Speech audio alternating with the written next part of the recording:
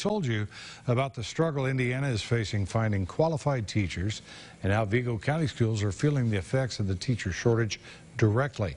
Sierra Higney joins us now with how Vigo County has been navigating this teacher shortage and creating more teachers in the process. Sierra, this isn't the ideal situation, but Vigo County schools seem to be making the most of kind of a tough situation. Yeah, you know, Tom, they are. And while the situation, like we said, is difficult, they're not letting that get in the way of education. Now, they're using long-term subs, emergency licenses, and a transitional teaching program, which has greatly helped Vigo County keep kids in the classroom without jeopardizing their education. Tim Downs is a math teacher at Terre Haute South. He has a mathematics degree, but spent much of his professional career in the business world. He's currently working on a transition to teaching license through St. Mary of the Woods while working as a full-time teacher.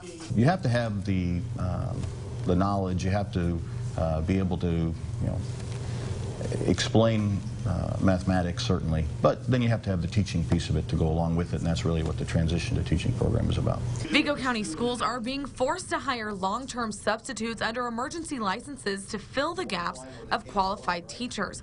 But the term qualified doesn't just refer to having a license. And we make it very clear to them that you don't hire someone just because they have a license. Mr. Downs is an ideal candidate to fill that role while working on becoming a licensed educator.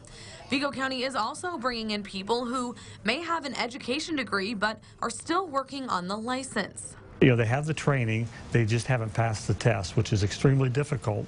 And so that allows them to get some more teaching experience. It allows them to talk with or to teach in our schools and still be able to know that we haven't given up on them, because there will be a time when they're going to pass that test, and we have several that have done that. Vigo County has tried to entice teachers by increasing the starting pay and providing a quality benefits package.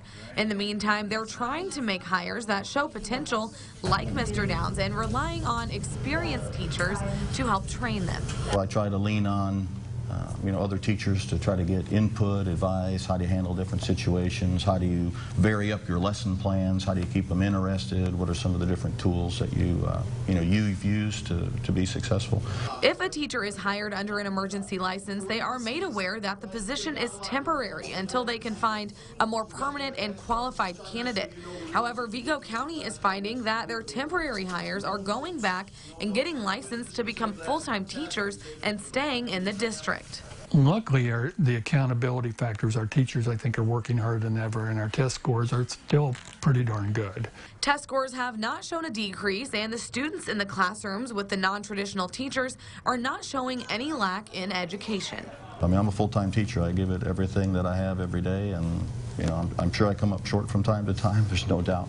But I don't think it has anything to do with the fact that I'm maybe coming at it from an alternative licensure perspective.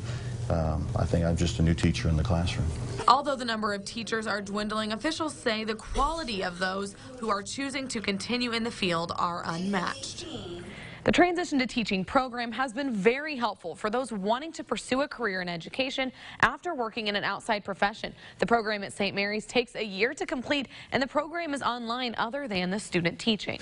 What are the qualities that they're looking for in these non-traditional teachers that are filling the gap of the short?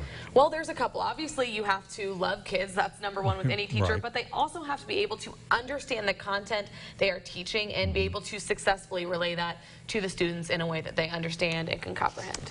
Wish them luck, that's for sure. Absolutely. Good job, Sierra. Thank you.